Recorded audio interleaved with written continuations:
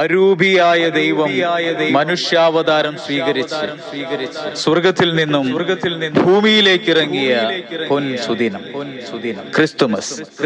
ഇതാ സകല ജനങ്ങൾക്കുമുള്ള സന്തോഷത്തിന്റെ സദ്വാർത്ത.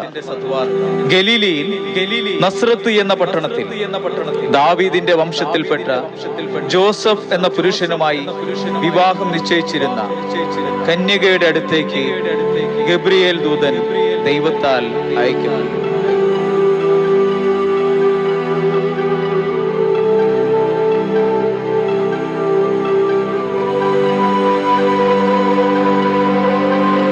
ദൈവകൃപ നിറഞ്ഞവളെ സ്വസ്തി, കർത്താവ് നിന്നോട് കൂടെ. മറിയമേ, നീ ഭയപ്പെടേണ്ട, നീ ഗർഭം ധരിച്ച് ഒരു പുത്രനെ പ്രസവിക്കും.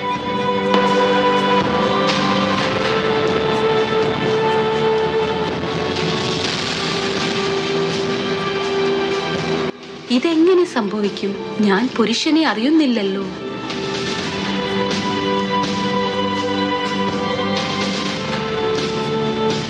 പരിശുദ്ധാത്മാവ് നിന്റെ മേൽ വരും, ദൈവത്തിന്റെ ശക്തി നിന്റെ മേൽ ആവസിക്കും.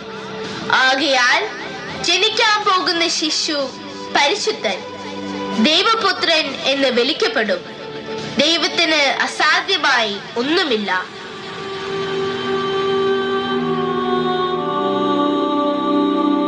ഇതാ കർത്താവിന്റെ ദാസി, നിന്റെ വാക്ക് എന്നിൽ നിറവേറട്ടെ.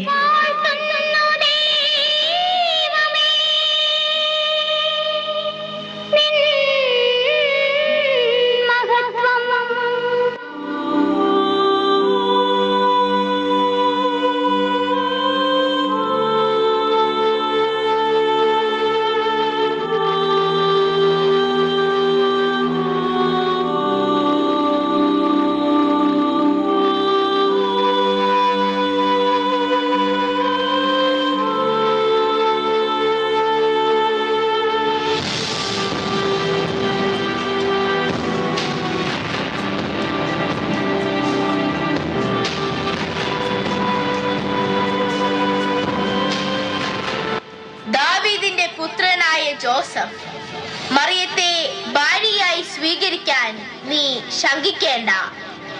അവൾ ഗർഭം ധരിച്ചിരിക്കുന്നത് പരിശുദ്ധാത്മാവിലാണ്. അവൾ ഒരു പുത്രനെ പ്രസവിക്കും. നീ അവന് യേശു എന്ന് പേരിടണം.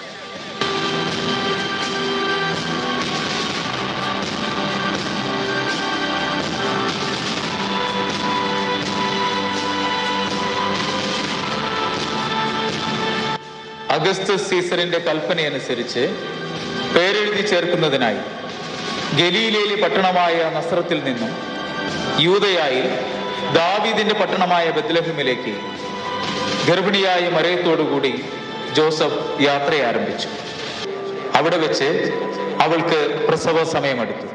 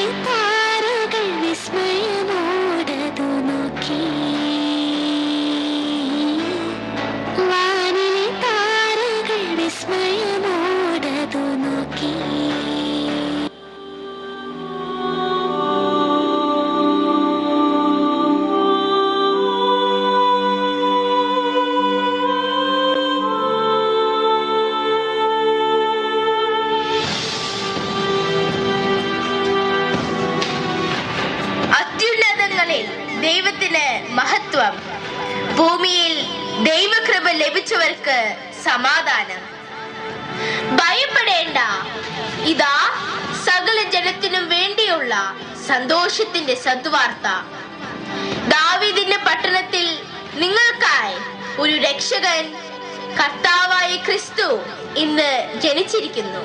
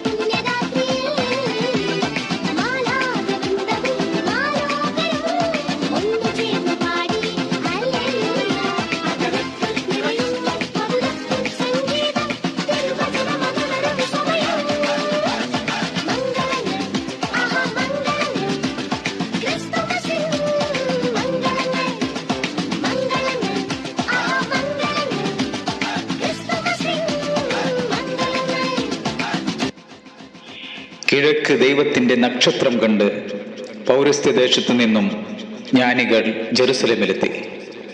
അവർ പൊന്ന്, മീറ, കുന്തിരിക്കം എന്നിവ അവിടത്തേക്ക് കാഴ്ച സമർപ്പിച്ചു.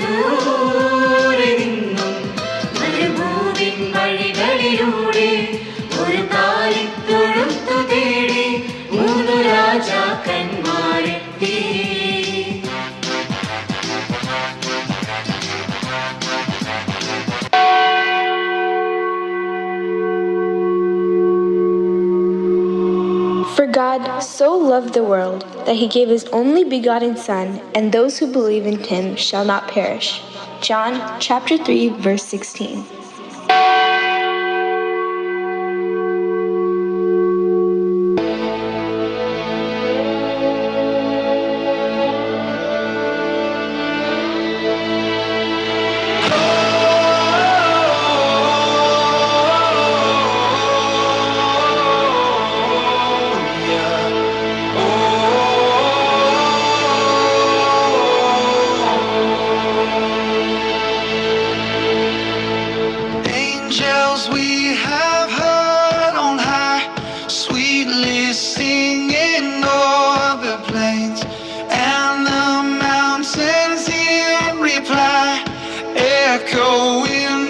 joy is strange.